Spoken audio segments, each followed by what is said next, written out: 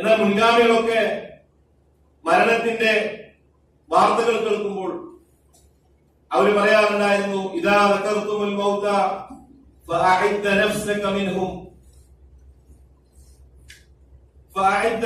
മിൻഹും, നീ മരണപ്പെട്ടവരെ കുറിച്ചുള്ള വാർത്തകൾ കേൾക്കുമ്പോൾ നീ അവരിൽപ്പെട്ട ഒരാളാണെന്ന് നീ കണക്ക് കൂട്ടണം.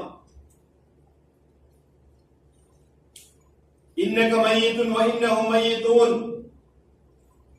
തീർച്ചയായും നിങ്ങൾ മരിക്കും, അവരും മരിക്കുന്നവരാണെന്നുള്ള ആയത്ത് ഓതിയിട്ട് അവർ പറയുമായിരുന്നു, ആ മരണപ്പെട്ട ആൾ നീയാണെങ്കിൽ എന്ന് നീ സങ്കല്പിച്ചു നോക്കണം. അവിടെ അമല് ചെയ്യാനുള്ള ആ അവസരം നഷ്ടപ്പെടുകയാണ്. പിന്നീട് അങ്ങോട്ട് ചോദ്യങ്ങളും ബർസഖിയായ അവസ്ഥകളുമാണ്.